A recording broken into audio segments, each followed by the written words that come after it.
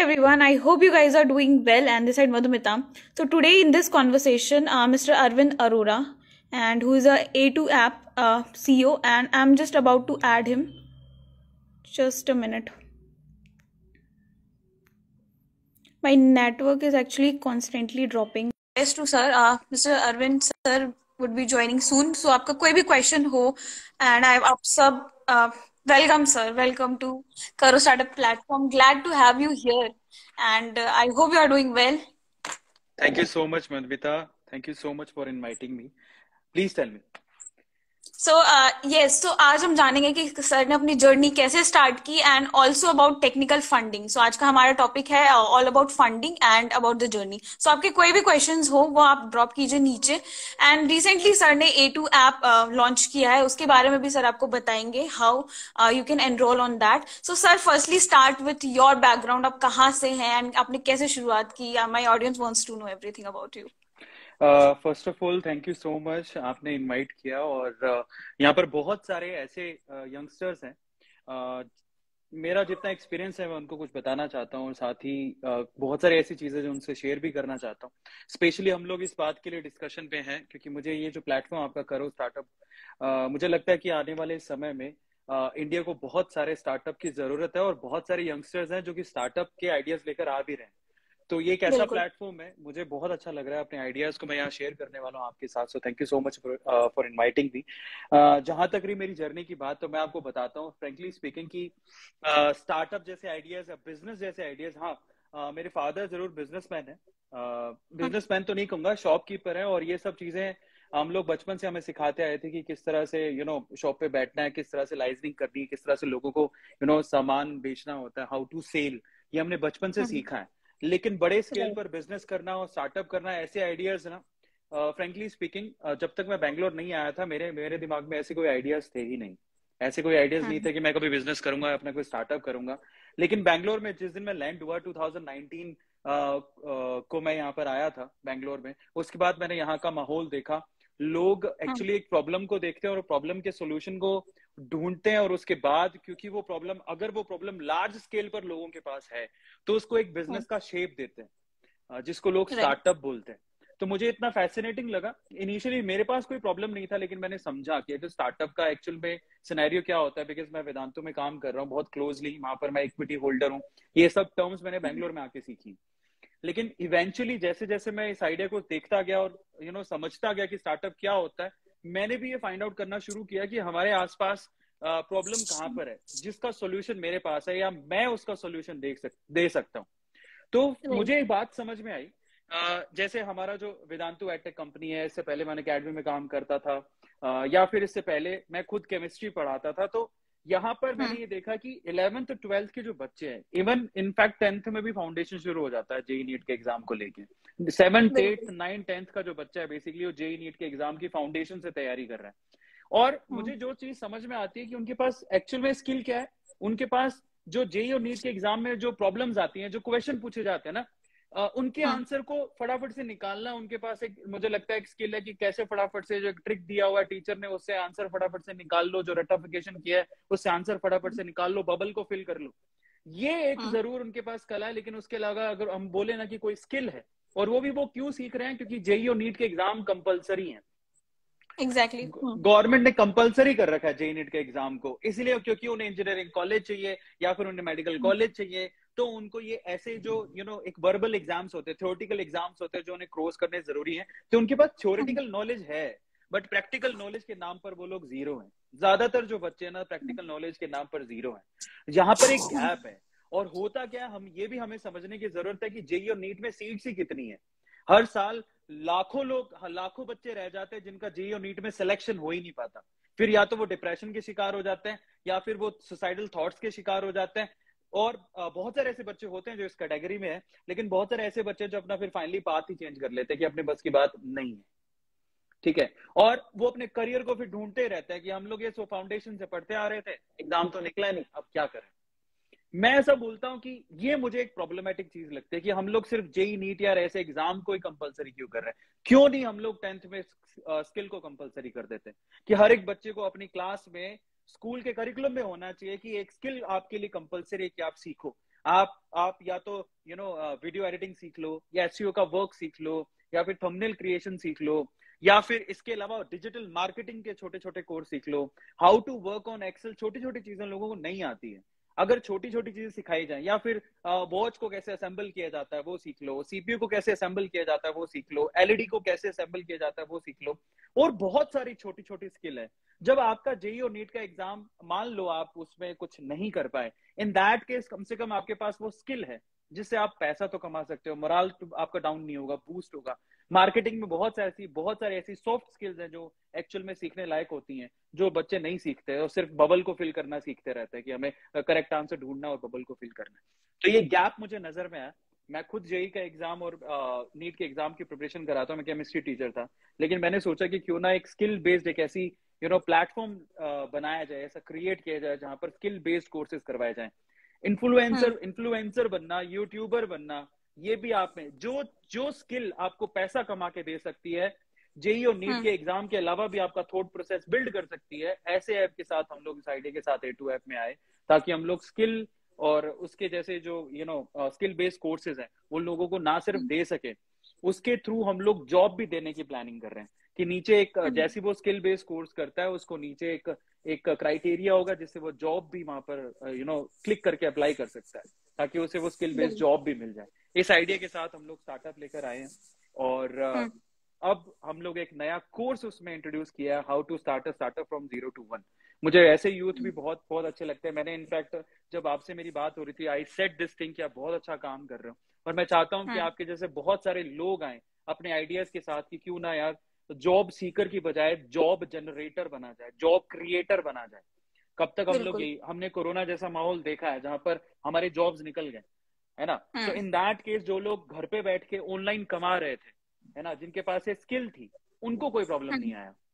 सो मैं चाहता हूं कि क्यों ना जॉब सीकर की जगह जॉब क्रिएटर्स बने जाएं, इसलिए हम लोगों ने एक नया कोर्स लेकर आया है, how to start a startup from 0 to 1। और उसमें हम लोग जो टॉप आइडियाज हैं, ये कोर्स आपको हमारी A2 ऐप पे मिलेगा, मैं चाहता हूं आप उसको एक्सप्लोर जरूर करें।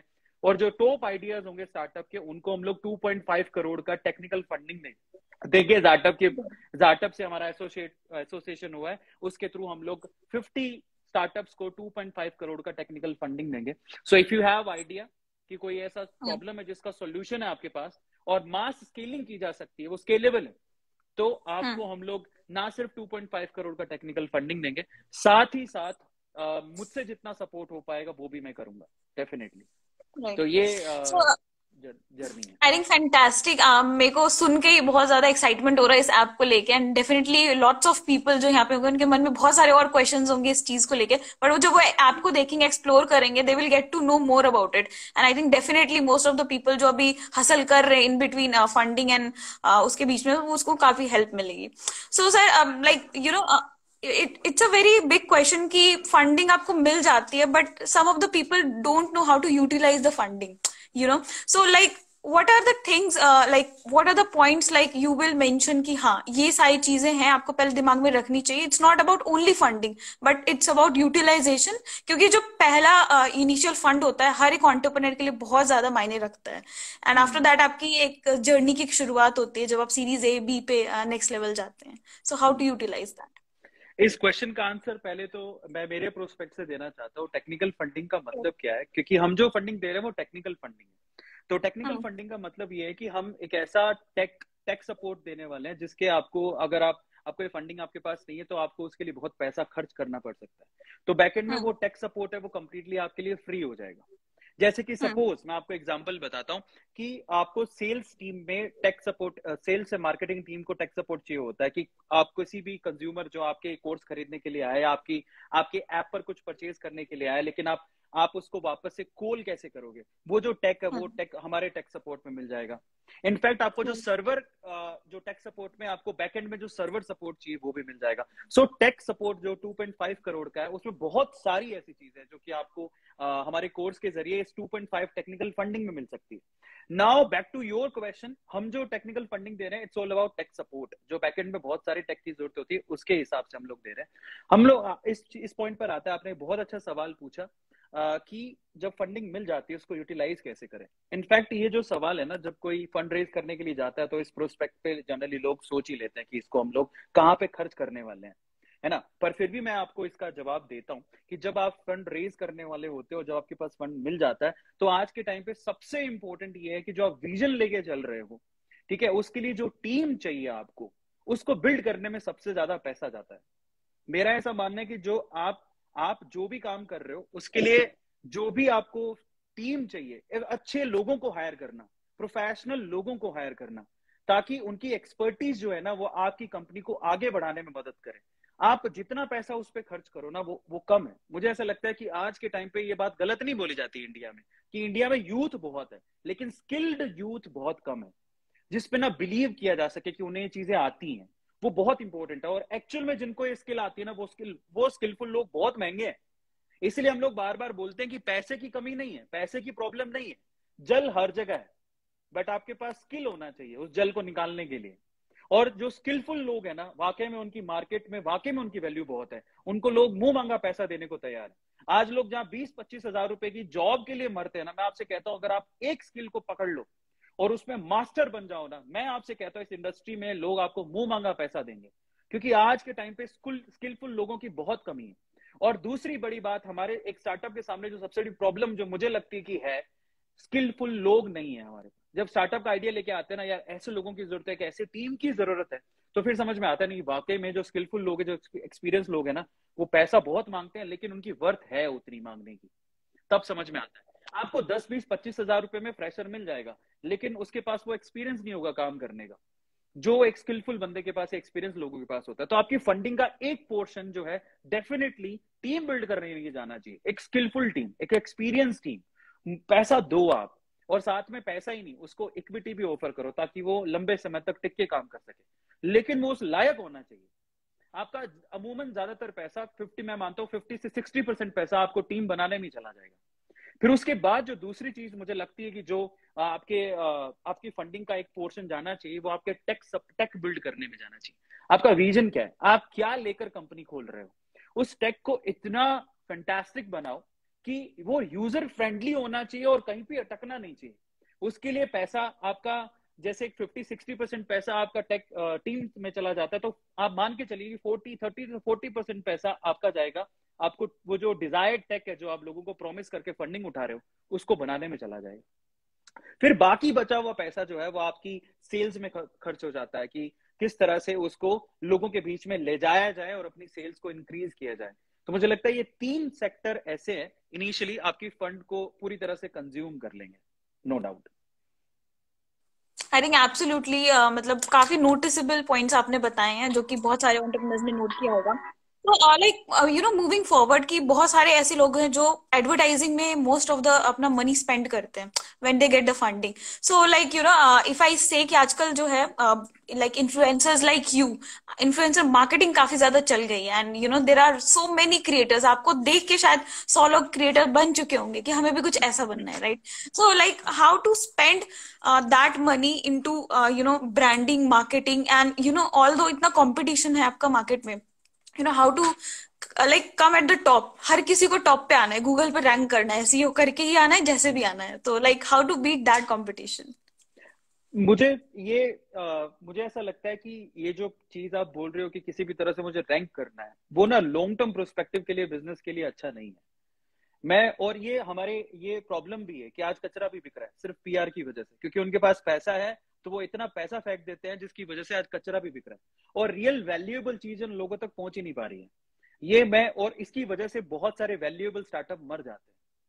ये बहुत बड़ी प्रॉब्लम है। आपको बहुत सारे एडटेक में इतने सारे लोग, आपको इतने जायंट वेंचर मिल जाएंगे जो कचरा बेच रहे हैं, लेकिन उनके पास इतना पैसा है कि उन्होंने इतना पीआर और एडवर्टाइजमेंट किया हुआ है कि लोगों को लगता है कि यही सब कुछ है।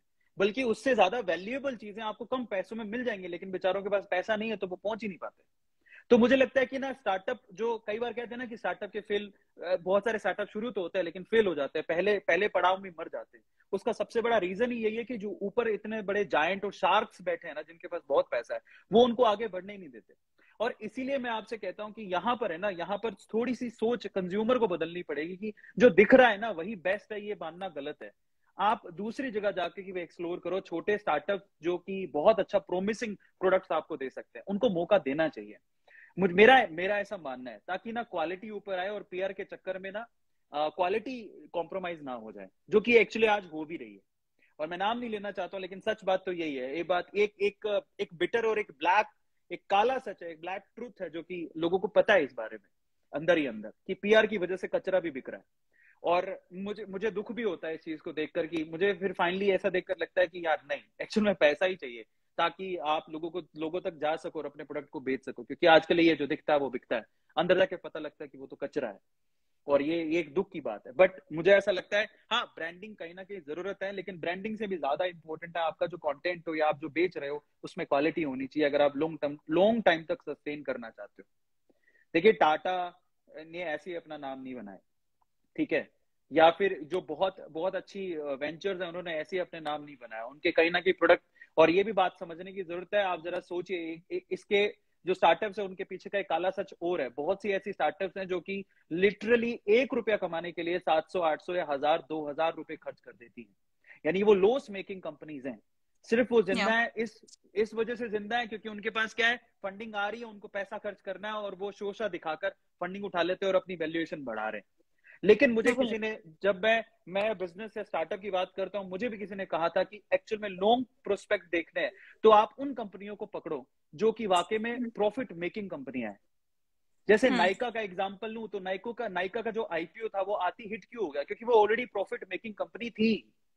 उनको डेफिनेटली। उनको पता था कि कंज्यूमर उनके वाकई में उनका उसका बेस सॉलिड था। समझिए, हम्म। ज्यादातर स्टार्टअप इस चीज शोशा में ही फेल हो जाते हैं, बस इस राइट। शोशा में फेल हो जाते हैं। तो मुझे लगता है कि पीआर एक हद तक ही काम करेगा, जब तक आप क्वालिटी नहीं दोगे ना, तब तक वो पीआर, उसके आगे वो पीआर भी काम नहीं करेगा। मेरा ऐसा परसेप्शन है जो हमें देखना चाहिए, समझना चाहिए, और बहुत इंपॉर्टेंट है ये perception. I think I totally agree and well said कि पहले आपको ये सब चीज एनालाइज करना चाहिए। Sir, how important is research? when you're building something, without research, lots of people की चलो, अच्छा अब तो शार्क टैंक भी आ गया, अब सब आइडिया वैल्यूएशन कर रहे हैं, तो हम भी कुछ करते हैं, लाइक वाइज आपके दिमाग में आता रहता है। तो लाइक आपके पास क्या क्या प्रिपरेशंस होनी चाहिए when you are going to start a startup? वैसे मैं क्लियर कर देता हूँ कि मैं कोई महारथी नहीं हूँ इस चीज का, तो मुझे महारथी मत समझिएगा। मैं भी अभी लर्निंग स्टेज पर हूँ। मैं जो सीखा हूँ, मुझे जो अच्छी चीजें लगती है, मैं आपसे सिर्फ शेयर कर रहा हूँ। और हम्म। कई लोग हो सकते हैं कि इसको देख के बोले कि हो सकता है कि कोई किसी के सवाल में दिमाग में आता होगा कि ये क्यों ज्ञान बांट रहा है, इसने क्या किया। तो आई एम सेइंग कि हम्म। मैं स्टिल लर्निंग स्टेज पर हूँ। मैंने ऐसा कुछ सीखा नहीं है, पर इस लर्निंग स्टेज पे मैंने जो अच्छी बातें सीखी है, मैं सिर्फ वो आपसे शेयर कर रहा हूँ, ताकि आपको भी वो काम आए। बिल्कुल। क्योंकि उस लर्निंग स्टेज में मैं भी वो चीजें ग्रैब करके आगे बढ़ रहा हूँ। आप मुझे ज्ञानी ना समझे, बस आपका बड़ा भाई समझ के आप ऐसे समझ लीजिए कि 4 बातें जो अच्छी सीखी है मैं आपसे शेयर कर रहा हूँ। नाउ मैं ये इसलिए क्लियर करना चाहता था कि आप जो सवाल आप मुझसे पूछ रहे हैं, हम्म। उसके लिए आई एम नॉट दी, मैं नहीं कहता हूँ कि I am the perfect person to answer those question. मैं अभी हम्म। स्टिल लर्निंग फेज में हूँ। और फिर अब मैं आपके सवाल को प्लीज कहूंगा कि एक बार आप दोबारा से रिपीट करें, तो मैं उसका आंसर जरूर देता जितना मैंने सीखा है। सो जब भी हम कोई स्टार्टअप, अभी रिसर्च क्योंकि के बारे स्टार्टअप में बहुत पूछ रहे थे। ट्रेंडिंग है, हाँ। सो फर्स्ट हमें कैसे रिसर्च करना चाहिए एंड व्हाट काइंड ऑफ हम्म। क्योंकि रिसर्च जो है लोग जनरली स्किप कर देते हैं और वो डायरेक्ट फंडिंग पे चले जाते हैं। कोई आइडिया दिमाग में आया, अगले दिन फिर काम करना स्टार्ट कर दिया विदाउट नोइंग कि एग्जैक्टली। इसमें मार्केट है नहीं है। And after that people face a lot of problem. And क्या प्रिपरेशन होनी चाहिए before they reach you, like you are providing funding?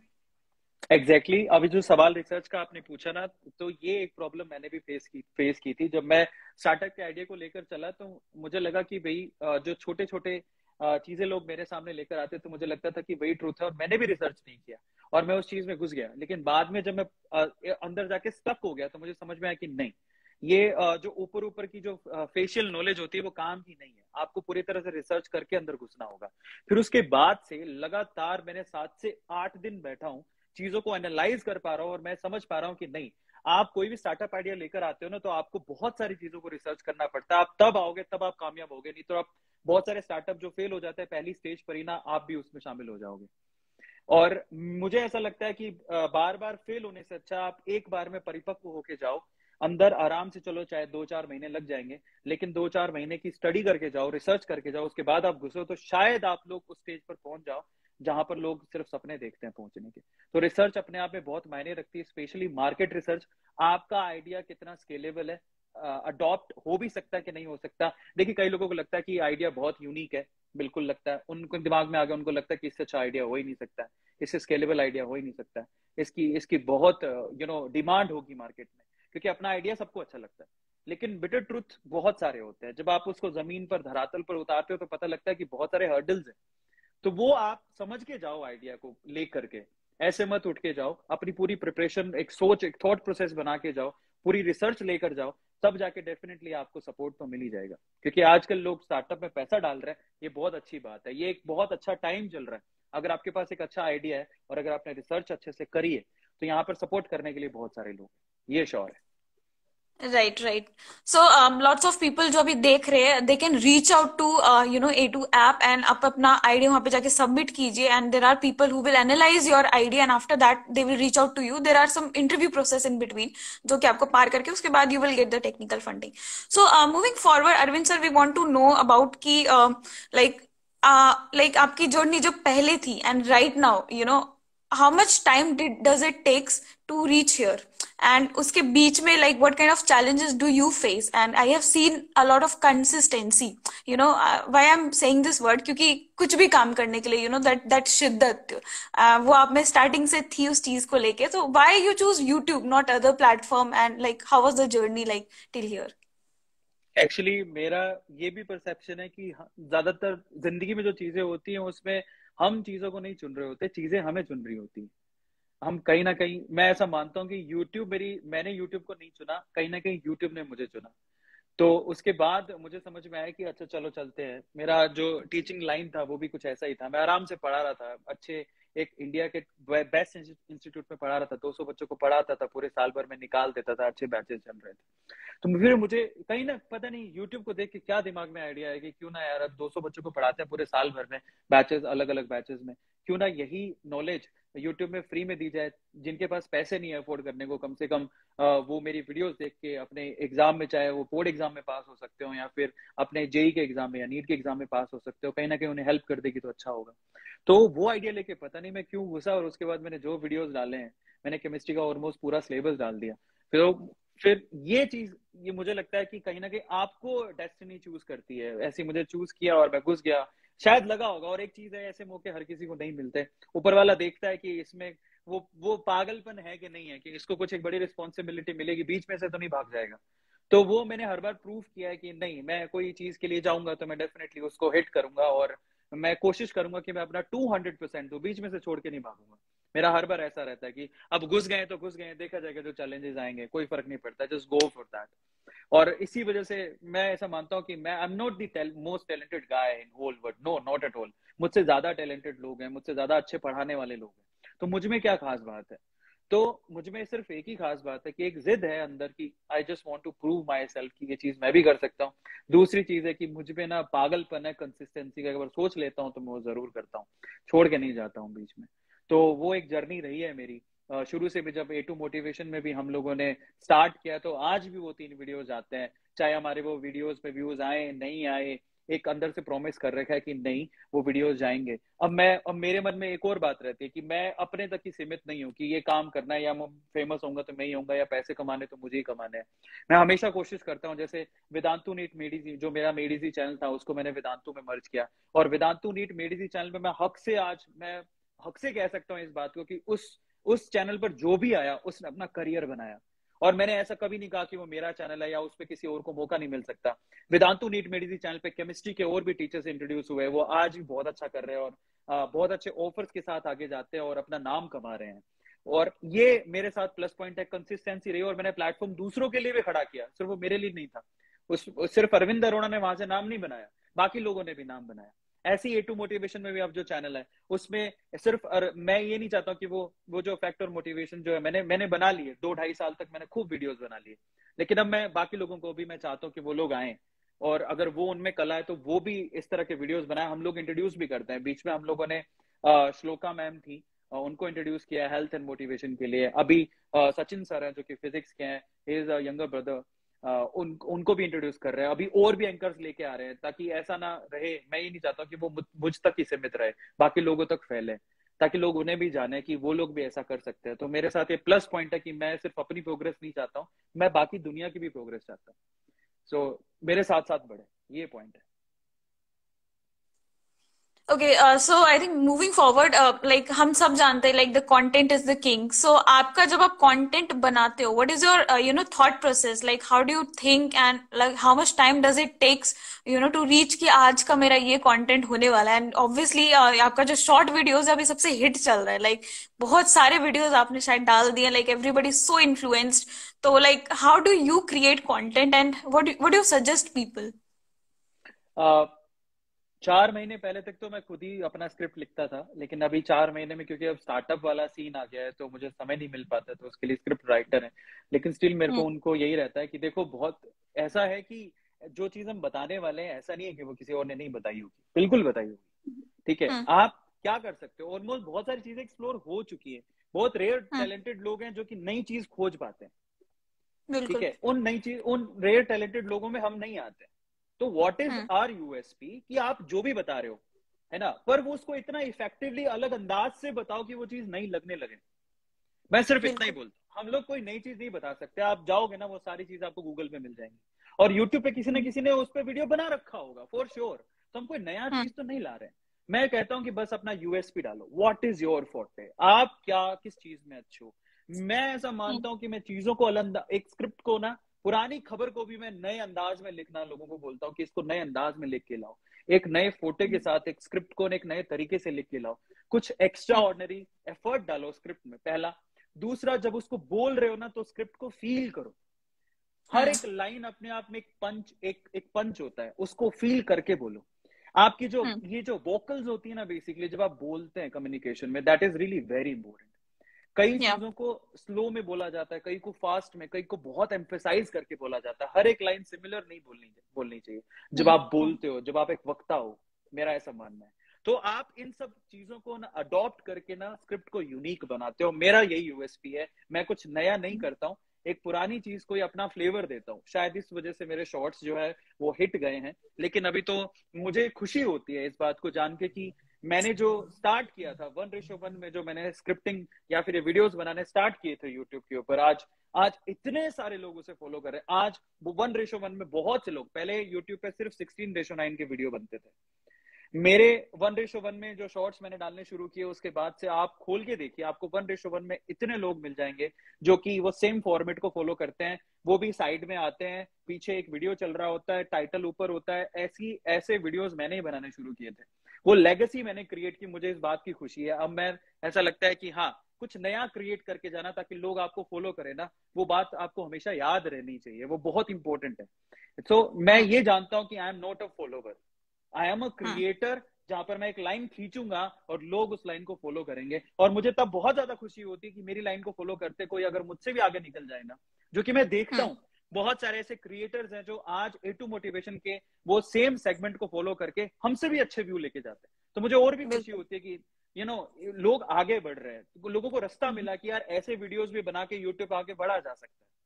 और वो हम्म। कई बार मुझे खुद को, इनफैक्ट एक क्रिएटर है जो कि बहुत अच्छा कर रहे हैं, उनका रिसेंटली मुझे कॉल आया। ही सेड कि हम्म। चाहे वो, उनके व्यूज भी बहुत अच्छे आते हैं, और मुझे बड़ी खुशी होती है जब उनके वीडियोस को देखता हूँ वो सेम फॉर्मेट में बनाते हैं। देन ही, और मुझे तब बहुत ज्यादा खुशी हुई कि ही कॉल्ड एंड सेड कि यार ये जो भी हम कर रहे हैं वो आपके एक लाइन खींचा था उसकी बदौलत है। देन वो मेरे दिन बन जाता है। मैंने कहा ठीक है, अब अपने जो काम किया है दैट इज रियली गुड।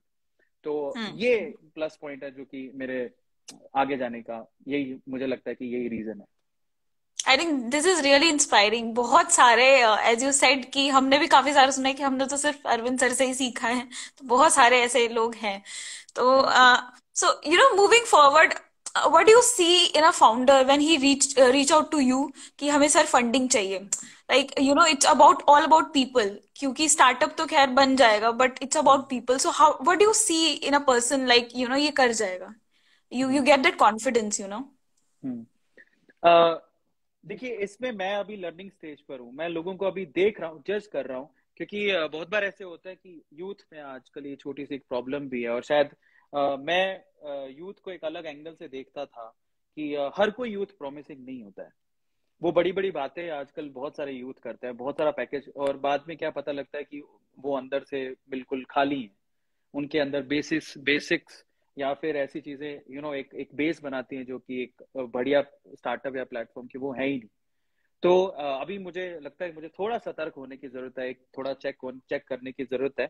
हाँ इनिशियली, पर मैं ये जरूर चाहता हूँ कि लोग आगे आए अपने आइडियाज के साथ में, लोग आगे बढ़े अपने आइडियाज के साथ में। चैलेंजेस शुरू में सबको आते हैं, कोई बड़ी बात नहीं है, हम भी फेस कर रहे हैं, आपको भी फेस करना है। आगे बढ़ो और अपने आप को प्रूव करते चलो। अगर ये प्रॉमिस है आपके पास, वो कंसिस्टेंसी की मैं करूंगा कुछ नहीं, मेरा आइडिया है, मुझे लगता है कि एक दिन जरूर हिट होगा, ऐसे लोग पीछे मुड़ के देख ही नहीं सकते। फिर उन लोगों को मेरे अप्रूवल की या किसी और के अप्रूवल की जरूरत ही नहीं है। And I am nobody to जज एनीवन। मैं सिर्फ मेरे प्रोस्पेक्ट से देख सकता हूँ उसको, क्या पता उसमें काबिलियत बहुत ज्यादा हो। तो बस एक ही चीज है, आप ध्यान रखें, यूथ में, आजकल के यूथ में आइडियाज हैं और बड़ी चीज दिख रही है उनको सामने, उनको लगता है कि वो हिट हो जाएगी। मैं आपको कहता हूँ कि एक बार थोड़ा सा ना रुक के एक्सपीरियंस लोगों की सलाह ले लो, वो बहुत जरूरी है।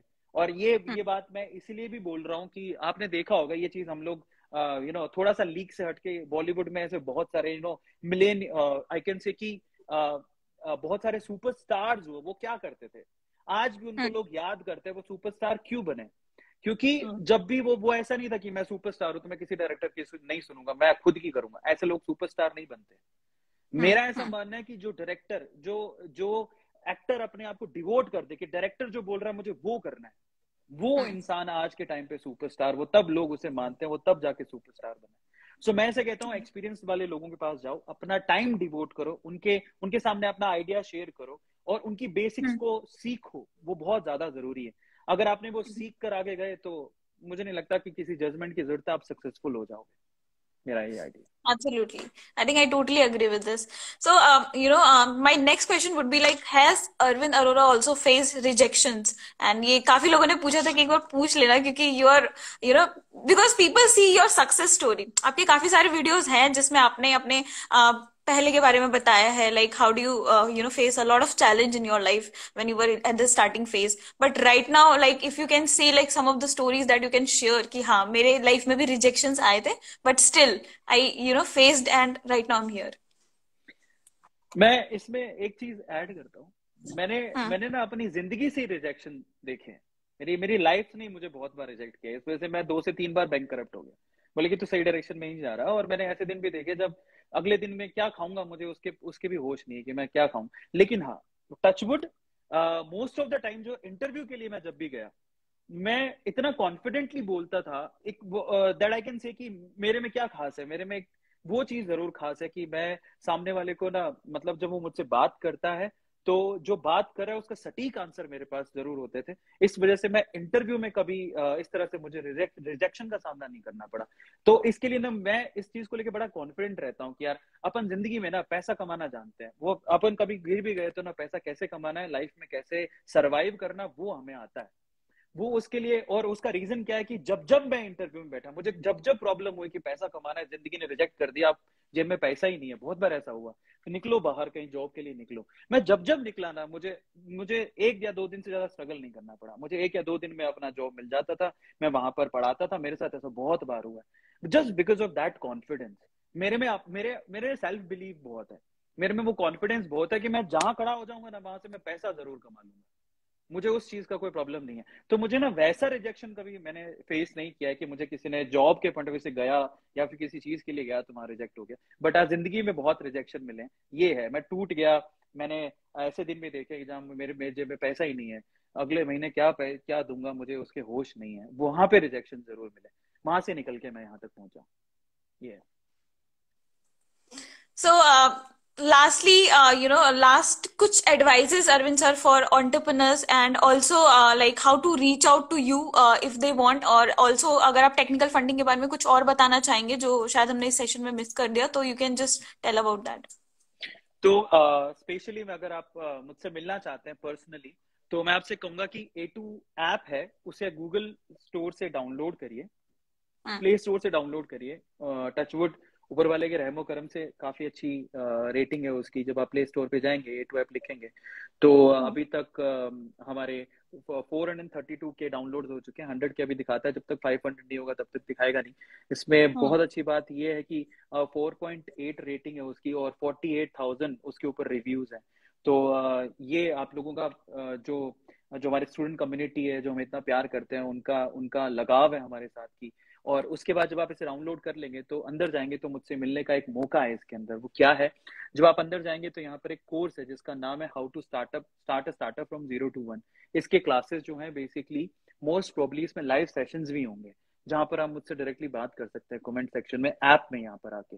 और अगर आप पे आइडिया प्रॉमिसिंग है तो आपको आपके आइडिया के पॉइंट ऑफ व्यू आधार पर, है ना, जो आपके आइडियाज है, जो हम क्या करेंगे, हमारी क्लासेस होंगी, उस क्लासेस में आपको डेली टास्क देंगे। और टास्क को जो प्रॉमिसिंगली निभाएगा, जिनके आइडियाज हमें वाकई में लगेंगे बहुत अच्छे हैं, उनको 2.5 करोड़ का टेक्निकल फंडिंग मिल सकता है। टेक्निकल फंडिंग मतलब टेक सपोर्ट, जो जनरली किसी भी टेकी कंपनी को चाहिए होता है ना, क्योंकि आप कोई या तो सॉफ्टवेयर बना रहे होंगे या ऐप बना रहे होंगे या जो भी ऐसी कोई टेक सपोर्ट बना रहे हैं, तो उसमें हमारी जो टेक्निकल फंडिंग है जो स्टार्टअप के थ्रू आपको मिलेगी, जिसमें सिलेक्शन हमारा है, वहां पर आपको मदद हो सकती है, पहली चीज तो। और दूसरा, आपके जो आइडियाज है उसको हम खुद भी प्रमोट करेंगे। मैं भी कोशिश करूंगा कि उसको हमारे यूट्यूब चैनल्स के थ्रू उसे प्रमोट किया जाए, ज्यादा से ज्यादा लोगों तक पहुंचाया जाए। और इनफैक्ट मैं ये भी कोशिश करूंगा कि आपको इन्वेस्टमेंट, जो इनिशियल इन्वेस्टमेंट, अगर आप प्रॉमिसिंग हो, अच्छे हो, तो इनिशियल इन्वेस्टमेंट आपको मिल जाए। वैसे कॉन्टेक्ट्स हम आपको देंगे या आपको कनेक्ट करवाएंगे ताकि आपको इनिशियल इन्वेस्टमेंट मिल जाए। तो ये टोटल आइडियाज है। मैंने आपको आई थिंक तीनों लाइंस में मुझसे कैसे मिला जा सकता है या फिर आपको फंडिंग कैसे मिल सकती है, टेक फंडिंग के बारे में और आगे की जो प्रोसेस है उसके बारे में मैंने आपको बताया है। अगर आप लिटरली इंटरेस्टेड हो तो प्लीज आप जाके हम्म। साइन अप करो A2 ऐप में, उस कोर्स के लिए साइन अप करो, अपने आप को रजिस्टर करो। That hmm. Can change your life, that can change your life for sure. More than 2000 plus people have joined in this session, so definitely to 2000 से 5000 डाउनलोड तो शायद अभी आ जाएंगे 1 घंटे में। तो लेट्स सी थैंक यू सो और मच। लोग उसको कितना कन्वे करते हैं, एंड बहुत सारे लोगों की इसके थ्रू आप हेल्प कर रहे हो। So thank you so much sir for thank joining you in so this much. Conversation, and काफी कुछ सीखने को मिला आपसे। I hope we can join again at the same platform, and thanks again, thank you so much audience. Bye thank you so much for inviting me and thank you so much. Lovely audience है जिन्होंने बहुत अच्छे से बिल्कुल। यहाँ पर या chats में उन्होंने कमेंट्स किए। Thank you so much. आप जाके एक बार एक्सप्लोर जरूर करिएगा और किसी भी तरह की हेल्प अगर आपको चाहिए स्टार्टअप के पॉइंट ऑफ व्यू से, जितना मैं कर सकता हूँ, जितनी मेरी समझ है, मैं उतना जरूर करने की कोशिश करूंगा। बहुत बहुत धन्यवाद। थैंक बिल्कुल। You so much. Thank you so much, thank you, good night.